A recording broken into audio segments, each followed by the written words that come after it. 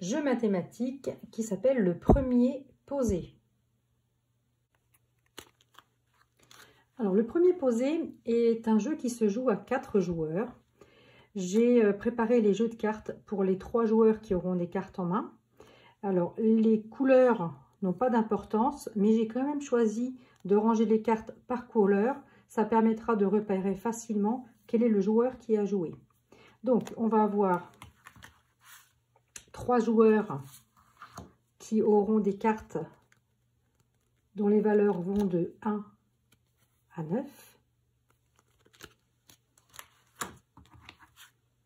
Et le 4e joueur, qu'on appellera le maître du jeu, aura une feuille de route, voilà, sur laquelle il va choisir des nombres.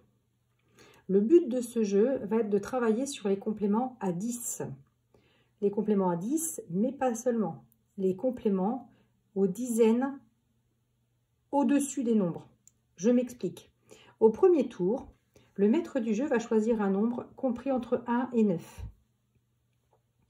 Par exemple, il va choisir 6. Bien sûr, ce nombre, il ne l'annonce pas tout de suite aux trois joueurs.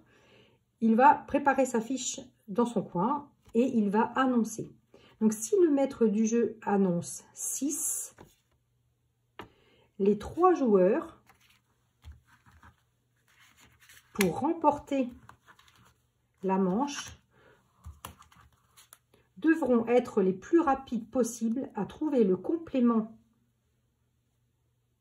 de 6 qui va permettre d'aller jusqu'à 10. Si le maître du jeu annonce 6, pour aller à 10, je vais devoir ajouter 4. 6 plus 4 font 10. Donc le joueur le plus rapide va aller poser la carte du complément dans la case numéro 1. Alors je vous fais un premier exemple avec 6. Le maître du jeu annonce 6. Le joueur qui a les trèfles se dépêche, il pose sa carte, il pose le 4. Le joueur pique pose la même carte. Et le joueur qui a les cartes de cœur pose exactement la même carte. Donc là, dans l'exemple que je viens de faire, les 3 joueurs ont trouvé la bonne réponse. La bonne réponse est 4. 6 plus 4 font 10. À chaque fois qu'on aura la bonne réponse, selon la vitesse à laquelle on aura répondu, on aura des gains différents. Le premier posé, va gagner 20 points, c'est-à-dire qu'il va gagner 2 dizaines. Le deuxième joueur a posé sa carte, la carte correcte correspondant au complément, va gagner 15 points, 1 dizaine et 5 unités. Le troisième joueur gagnera seulement 1 dizaine, donc 10 points. Nous, en classe, pour présenter les dizaines, pour représenter les dizaines, on a différents outils.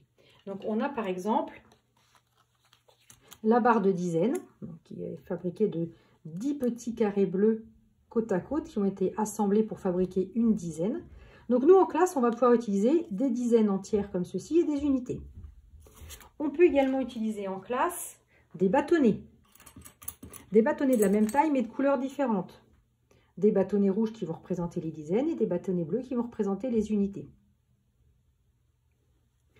Dernière option que j'ai déjà présentée dans le jeu du banquier, on peut très bien utiliser des jetons. Les jetons rouges représenteront les dizaines et les jetons bleus les unités. Si je le fais avec les jetons, le premier joueur va gagner 2 dizaines, le deuxième joueur va gagner 1 dizaine et 5 unités. Et le dernier joueur va seulement gagner 1 dizaine. Alors, à la maison, vous n'avez peut-être pas le matériel nécessaire. Je vais vous montrer une autre technique très simple pour pouvoir comptabiliser les points sans matériel. L'idéal, c'est une ardoise sur laquelle on va... Alors moi, j'ai symbolisé les couleurs des cartes, hein, mais vous, bien sûr, on peut écrire les prénoms des joueurs. Donc, moi, dans mon jeu, je vais avoir les trèfles, les cœurs et les piques. Et je vais dessiner simplement avec des feutres rouges et bleus les points. Donc, dans mon exemple, le trèfle est le champion. Il a posé sa carte 4, le premier, et la réponse est correcte. Il va marquer 2 dizaines. Le pique a marqué 15 points. Donc, 1 dizaine et 5 unités. Nous, en classe, on les représente avec des croix. Et le cœur va marquer une dizaine. Donc voilà, juste avec des feutres, on peut très facilement noter les scores. Et le travail sur les dizaines se fera de la même façon. Bien. Alors, je poursuis mon explication sur le maître du jeu. Donc là, je vous ai montré l'exemple pour le tour numéro 1, où on va choisir un nombre entre 1 et 9. Il va falloir chercher le complément pour aller à 10. Au deuxième tour, le maître du jeu va annoncer un nombre entre 11 et 19. Il faudra donc compléter pour arriver à 20. Au troisième tour, il va annoncer un nombre entre 21 et 29. Il va falloir trouver le complément pour arriver à 30. Quatrième tour, on va chercher le complément pour arriver à 40. Et au dernier tour, on va chercher le complément pour arriver à 50. Donc voilà une grille de jeu complétée par un maître du jeu. On va simuler une première partie. Tour numéro 1, donc le maître du jeu cache sa feuille de route. Les joueurs ne doivent pas voir en avance les nombres qui vont être appelés. Donc on remet le jeu en configuration. Le maître du jeu annonce 8. Le joueur de pique est très rapide, il pose le 2. 8 et 2, 10. Le trèfle pense la même chose. Le cœur se trompe, il va mettre le 1. Un exercice qui peut être intéressant, c'est de demander à l'enfant qui est maître du jeu de vérifier les scores en tapant les nombres, en faisant l'addition sur une calculatrice. Donc le maître du jeu va taper 8 sur sa calculatrice, plus 2. S'il arrive à 10, il va donc valider que la bonne réponse était 2. Donc pique, trèfle ont trouvé la bonne réponse et cœur n'a pas trouvé la bonne réponse. Donc dans notre cas, pique a marqué 2 dizaines, trèfle a gagné 1 dizaine et 5 unités, et le cœur n'a rien marqué puisqu'il s'est trompé. Deuxième tour, le maître du jeu annonce 12. J'ai 12, combien je dois ajouter à 12 pour aller à 20?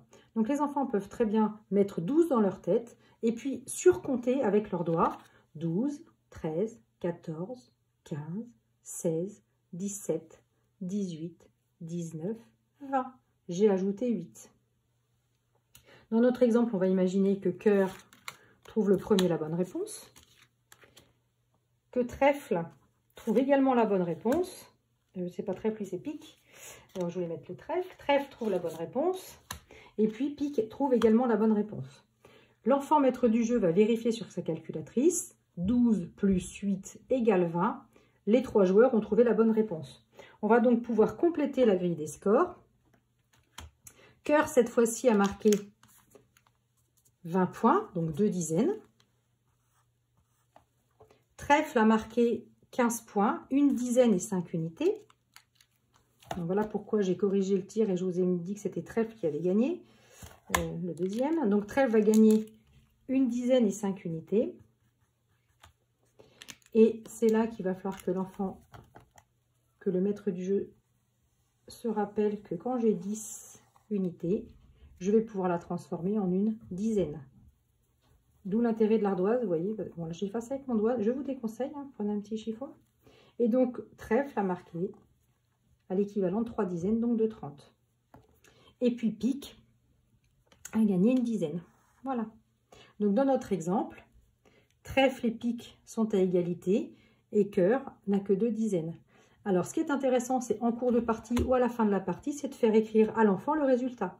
3 dizaines, il n'y a pas de petit cube bleu, donc j'ai 0 unité. Ce nombre est le nombre 30. Ce nombre contient 2 dizaines.